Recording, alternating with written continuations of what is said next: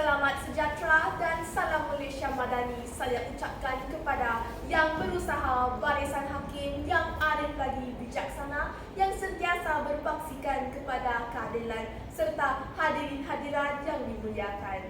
Terlebih dahulu, bersyukur kita kehadrat Ilahi kerana dengan limpah serta kurnianya dapat kita bertemu dalam gelanggang forum remaja ini bersama saya, Divisha Shanti Miraj, anak perempuan Raja, selaku pengurusi majlis forum pada pagi yang mulia serta ceria ini. Sedasar warasan ini sering meniti dari bibir ke bibir umat manusia di segenap empat penjuru tentang melestarikan alam sekitar. Umum mengetahui bahawa keadaan alam sekitar di negara Malaysia semakin hari semakin kritikal. Di manakah salah dan silapnya masyarakat Madani? Seandainya kita terus leka dan memandang remeh terhadap isu ini, sudah pasti pelbagai kemelut akan dihadapi oleh masyarakat Madani. Tiada penyakit yang tiada penawarnya. Maka usaha-usaha melestarikan alam sekitar yang sistematik dan pragmatik wajar diambil oleh setiap anggota masyarakat Madani. Bersesuaian dengan tajuk forum kita pada pagi ini, iaitu Masyarakat Madani Melestarikan Alam Sekitar. Sebelum membuka perkongsian pintar kita dengan lebih mendalam, marilah berkenalan dengan ahli-ahli panel. Ahli panel yang pertama, kecil-kecil cili padi, walaupun kecil semangatnya berapi. Saudari Nuweda, anak perempuan Nagindara Bubeti. Apa kabar saudari Nuweda? Khabar baik saudari pengurusi. Terima kasih kerana sudi menjemput saya pada pagi yang indah ini. Terima kasih kembali saudari Nuweda. Seterusnya ahli panel yang kedua. Senyuman manis memikat jiwa saudari Suhasni Kumaran. Selamat datang saudari. Ya, terima kasih saudari pengerusi. Bagaimanakah keadaan saudari pengerusi yang boleh pekerti? Saya sehat saudari Suhasni. Baiklah ahli panel kita yang terakhir. Sopan berbudi, persis Sri Kandi. Tutur katanya lembut sekali. Saudari Emun Walwi Kasih binti Ismail. Salam pertemuan saudari Emun. Salam pertemuan juga kepada saudari pengerusi. Terima kasih kerana sudi menjemput saya untuk berbicara dalam majlis forum ini. Sebelum saya menyimpang dengan lebih jauh, soalan saya pada ahli panel yang pertama, saudari Nuweda. Bolehkah saudari menerangkan secara jelas apakah sebenarnya maksud masyarakat Madani melestarikan alam sekitar? Terima kasih saudari pengurusi. Terlebih dahulu yang dihormati barisan tetamu kehormat, kombinasi intelektual kehakiman, rakan-rakan panel yang lain dan seterusnya hadirin sekalian.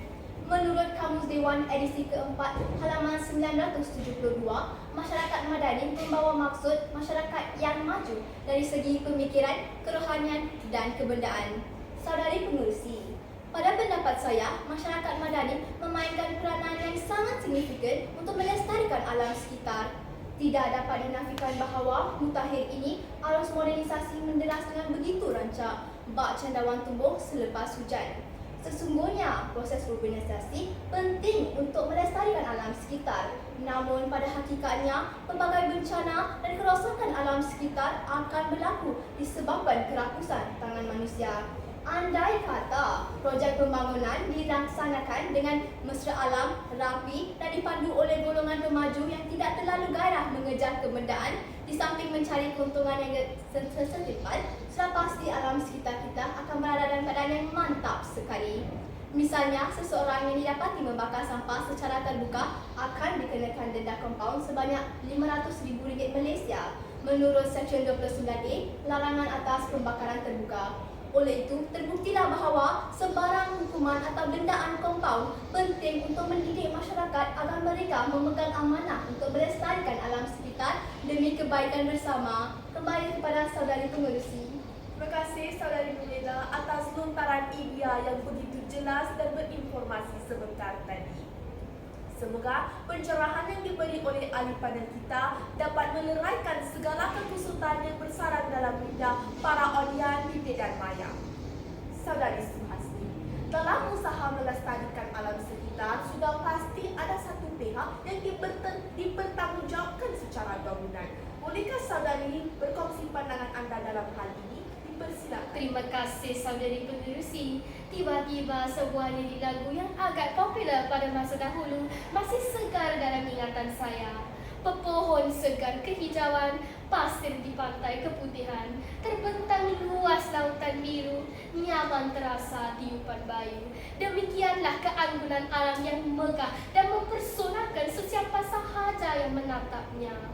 Seringkali kita mendengar slogan, peranan menjaga akan alam sekitar merupakan tanggungjawab bersama. Jelaslah bahawa setiap anggota masyarakat madani haruslah menanam semangat kemasyarakatan dan semangat kesukarelawanan. Setiap anggota masyarakat madani haruslah merasa terpanggil sukarela untuk menyambut baik kempen yang dilaksanakan sama ada oleh pihak kerajaan maupun pihak swasta untuk melestarikan alam sekitar.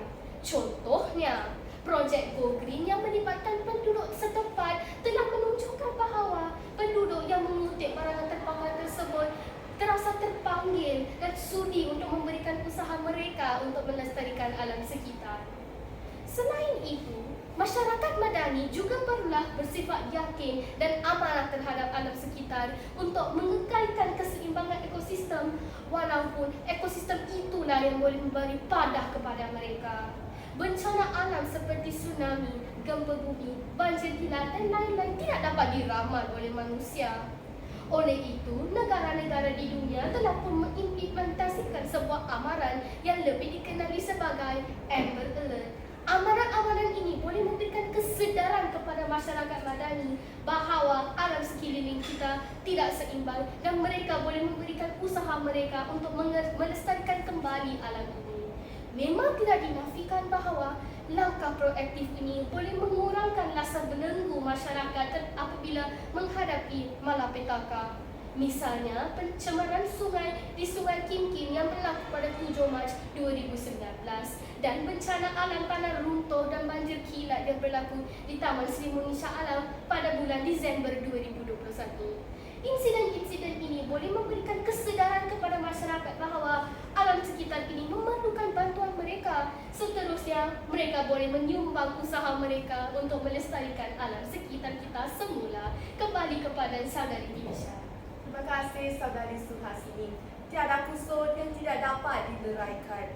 Masa beralih, zaman berubah. Yang lepas tidak dapat dimulakan semula. Namun, dengan adanya usaha masyarakat madani, ahli pada kita meyakini bahawa arus ini mampu membawa suatu perubahan yang besar kepada generasi muda. Oleh itu, marilah kita mendengar buah fikiran saudari Ebon yang nampaknya tidak sabar-sabar berkongsi wacana. Terima kasih saudari pengerusi kerana sudi menjemput saya untuk berbicara dalam majlis forum ini.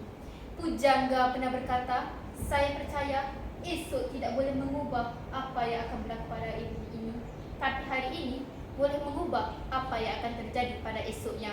Sebelum ini, seluruh dunia dibelenggu dengan jengkaman pandemik COVID-19 yang kini telah membawa kesedaran kepada masyarakat untuk merubah cara hidup mereka agar menjadi lebih baik daripada sebelum ini. Persoalannya, sebagai masyarakat yang madani, apakah peranan yang perlu dilakukan bagi memastikan keinginan kita untuk hidup lebih baik, lebih selamat dan tabii ini? Saudari pengerusi, objektif melahirkan masyarakat yang madani adalah untuk memastikan setiap manusia memperoleh kebahagiaan dan kesejahteraan hidup. Oleh itu, pemimpin masyarakat yang prihatin akan sentiasa mengingatkan amalan terbaik bagi menyambut suam kerajaan dalam mengumpulkan bahan buangan terpakai, mengasingkannya dan seterusnya akan diangkut oleh lori khas yang dipertanggungjawabkan untuk mengutip bahan kitar semula. Dengan berbuat demikian, lama-kelamaan penduduk setempat akan rasa sudah terbiasa mempraktikkan amalan sekitar dalam kehidupan seharian mereka.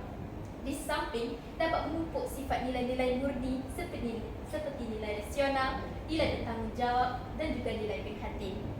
Walau bagaimanapun, seorang pemimpin harus mempunyai sifat yang tulus serta benar dalam kata-kata selaras dengan konsep masyarakat madani. Dengan lain kata, jadikanlah amanah dan integriti sebagai perisai demi kesejahteraan penduduk setempat. Jika dilihat dari sudut yang lain, baru-baru ini Majlis Pembayaran Kelang atau lebih dikenali sebagai pihak FPK telah menganjurkan satu program yang dikenali sebagai program Kitar Semula Kaedah Pintu ke Pintu yang bertujuan untuk mendidik masyarakat kita pada hari ini tentang permustahatnya masyarakat setempat dan usaha mengurangkan bilangan sampah yang dihantar ke tapak penerusan. Dalam hal ini, masyarakat hanya perlu lakukan 3 langkah yang mudah sahaja, iaitu yang pertama, masyarakat dikehendaki untuk menghasilkan bahan yang tidak boleh dikitar semula, mengumpulkan bahan yang boleh dikitar semula di dalam sebuah bekal yang sesuai, dan seterusnya menunggu kutipan daripada kontraktor majlis pembayaran kelam yang akan datang secara mingguan. Sekian saja pada saya, kembali kepada pengurusi. Terima kasih saudari Emun yang pintar berkata-kata menyampaikan pendapatnya. Setiap masalah pasti ada jalan penyelesaiannya. Kalau tidak, pasti kita tidak boleh hidup dalam zaman yang serba moden ini sekarang. Saudari Nurida, sudikah saudari kongsikan apakah langkah-langkah yang boleh kita aplikasikan untuk melestarikan alam sekitar sebagai seorang rakyat madani? Terima kasih saudari pengerusi. Alex Osborne pernah menukilkan bahawa lampu Aladin tidak bersinah dengan sendirinya, tetapi Aladin harus menggosoknya terlebih dahulu. Oleh itu, setiap masalah pasti ada jalan penyelesaiannya. Saudari pengerusi, masyarakat setempat seharusnya menyambut baik usaha kerajaan dengan mengamalkan amalan 3R, iaitu kurangkan, kitar semula dan guna semula. Dengan mengamalkan 3R, sudah pasti kita dapat mengelakkan pembaziran sumber-sumber dunia. Oleh itu, bagi menangani isu tersebut, pihak kerajaan telah mencetuskan idea di mana setiap individu yang ingin membeli barang atau membeli belah harus membawa beg kain, beg kertas atau beg biodegradasi masing-masing untuk mengurangkan penggunaan beg plastik. Justru, masyarakat juga telah patuh kepada arahan tersebut demi menyelamatkan buana. Seyogia tanggungjawab memelihara alam sekitar harus dikalas bersama berkonsepkan prinsip masyarakat madani. Namun, penguatkuasaan ini hanya merupakan satu kaedah kerajaan untuk membiasakan yang betul dan membetulkan yang biasa. Saudari pengerusi, jika masyarakat menyitar semula kertas-kertas yang telah digunakan, sudah pasti kita dapat menyelamatkan pokok-pokok yang telah ditebang sewenang-wenangnya. Malah, masyarakat akan berusaha untuk melestarikan alam sekitar dengan memikirkan cara untuk meningkatkan lagi bilangan pokok di buana ini. Lantaran itu, aktiviti penanaman pokok turut dijalankan. Bagi membuktikan lagi prakasa tersebut, berdasarkan berita Metro, kumpulan syarikat UMW telah menyiasatkan kira-kira 300,000 pokok bakau akan ditanam di beberapa lokasi di seluruh negara tahun ini. Seyogia, masyarakat harus sedar betapa pentingnya pokok kepada umat manusia yang menghuni bumi yang indah ini. Kembali kepada saudari pengerusi. Terima kasih saudari Nurida. Bolehkah kita mendengar perspektif yang lain daripada saudari Suhasini? Terima kasih saudari pengerusi. Dari perspektif saya pula, saya berpendapat bahawa ibu bapa memainkan peranan yang tidak kurang pentingnya dalam melahirkan bunga bangsa yang cintai akan alamnya. Ibu bapa sebagai suri teladan, idola dan menjadi ikutan anak-anak mereka haruslah mengasuh minda anak-anak mereka dengan nilai-nilai mulia serta ajaran agama dari usia awal lagi. Persis mutiara kata melentur buluh biarlah dari rebungnya. Ibu bapa juga haruslah menunjukkan sikap mereka terhadap alam sekitar, iaitu menunjukkan sikap terpuji dan sifat bersyukur kepada alam sekitar agar anak-anak mereka boleh mencontohi perlakuan mereka. Di samping itu, ibu bapa juga perlu menerangkan kepada anak-anak mereka bahawa di bumi ini kita hidup dengan makhluk-makhluk lain ciptaan Tuhan yang saling memerlukan antara satu sama lain. Ibu bapa merupakan salah satu daripada usaha yang banyak yang boleh dilakukan untuk melestarikan alam sekitar. Di samping itu, peranan guru dalam usaha ini juga tidak kurang pentingnya. Guru-guru perlulah mengasuh minda anak murid mereka dengan nilai-nilai murni seperti rasional, kerjasama, tanggungjawab dan lain-lain, agar anak-anak murid mereka boleh membezakan antara di mana intan dan di mana kaca.